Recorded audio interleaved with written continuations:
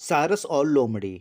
एक जंगल में एक लोमड़ी और सारस रहते थे। दोनों में गहरी मित्रता थी। एक दिन लोमड़ी ने सारस को देखा और वह कहने लगी, सारस भाई नमस्ते, कैसे हो? सारस बोला, लोमड़ी बहन मैं तो अच्छा हूँ, तुम अपनी बताओ। लोमड़ी को शरारत सूझी और वह कहने लगी, सारस भाई मैं तुम्हें अपने घर दावत पर बुलाना चाहती हूँ, कल तुम मेरे घर भोजन करने आना। दूसरे दिन सारस लोमड़ी के घर भोजन करने पहुंचा। दोनों ने एक दूसरे को नमस्ते बोला और फिर मीठी मीठी बातें करने लगे। कुछ देर बाद लोमड़ी दो परातों में बहुत पतली खिचड़ी बनाकर ले आई और वह सारस से बोली, सारस भाई आओ खाना खाएं। लोमड़ी तो जल्दी जल्दी खिचड़ी खाने लगी, लेकिन सारस की लंबी चोंच में खिचड़ी ना आई। उसे खिचड़ी ना खाते देख लोमड़ी मन ही मन बहुत खुश हुई और झूठी चिंता दिखाते हुए सारस से पूछने लगी कि क्या बात है, तुम्हें खाना पसंद नहीं आया? सारस लोमड़ी की चालाकी समझ गया और थोड़ी देर बात करने के बाद उसने लोमड़ी को बोला कि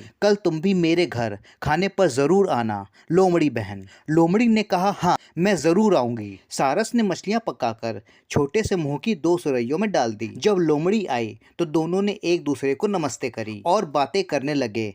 कुछ देर बाद सारस सुराही उठा लाया। वह लोमड़ी को कहने लगा, बहन आओ मिलकर मछलियां खाएं। इतना बोलकर उसने अपनी चोंच सुराही में डाल दी। वह मजे से मछलियां खाने लगा। वहीं दूसरी ओर लोमड़ी का इतना बड़ा मुंह सुराही के छोटे से मुंह में जा ही नहीं पा रहा था। वह सारस का मुंह देखती रह गई। अब लोमड़ी समझ गई कि सारस ने अपना बदला ले लिया है। इस कहानी से हमें यह सीख मिलती है कि जैसे के साथ तैसा ही करना चाहिए।